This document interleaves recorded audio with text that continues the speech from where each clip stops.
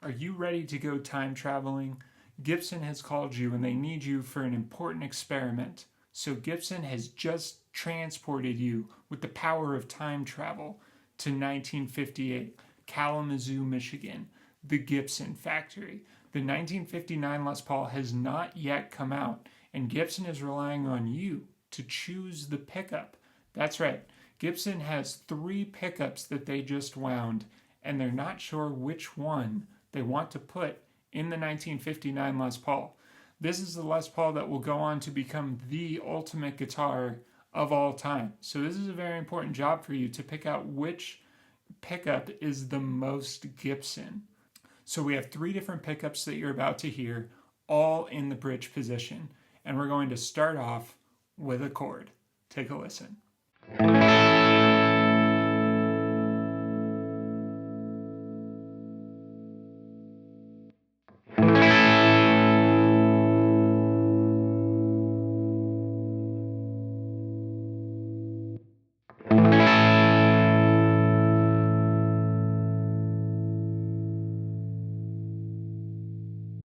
Before we go any further, we're going to hear that chord sound one more time, but we're going to remove the pick sound, and you're just going to hear the chord sustain. This is so that you can isolate the magic that happens as the note fades away.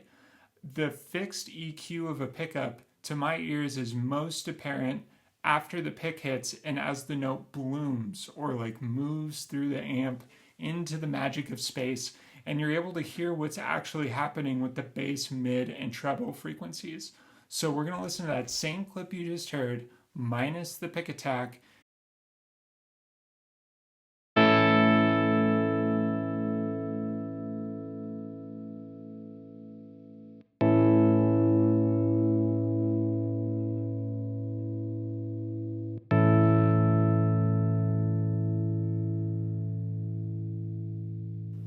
So what you just heard, to me, is the best way to test or understand pickups.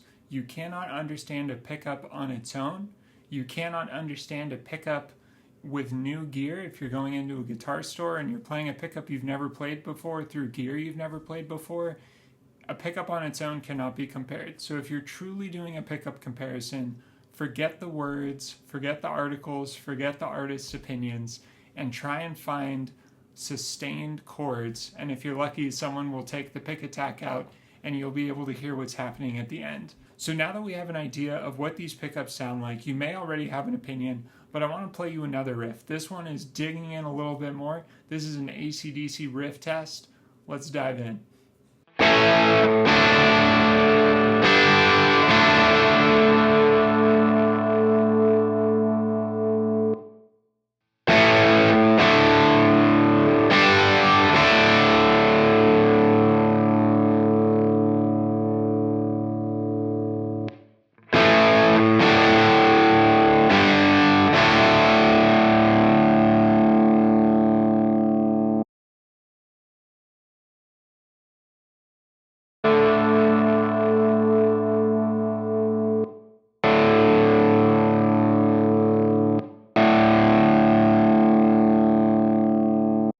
Let's do one last riff before the big reveal. Quick blues solo across 3 pickups. Here you go.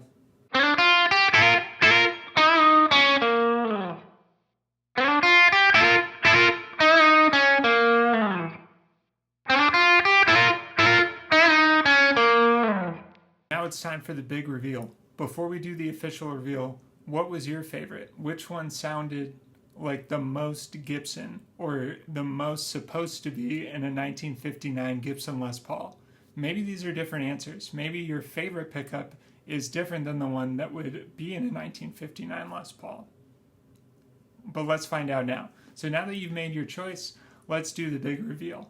Here it is on the screen. Pickup A is a hand-wound Alnico 2 magnet, wound by myself, no bogus pickups. And this pickup is wound to 7.8K, so it is within the range of a standard PAF output. It's using an Alnico 2 standard PAF magnet. It's unpotted, it has a maple spacer. Of the 3 pickups, this is the one that's the most similar to a vintage PAF. And it's mounted in a 2012 2020, Epiphone SG. Pickup B is a Seymour Duncan 59 from 1999.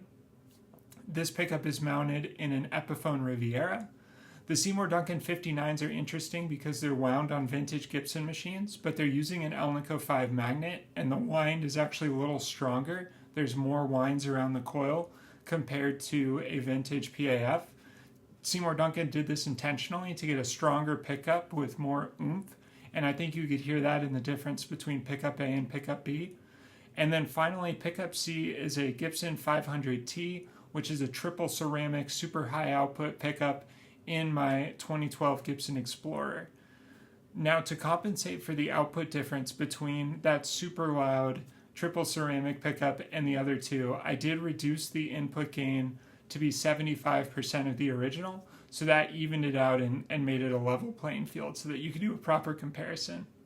I hope that this was an exciting experiment for you. I hope you learned something about how to listen to pickups and compare them between each other. And until next time, have a great day.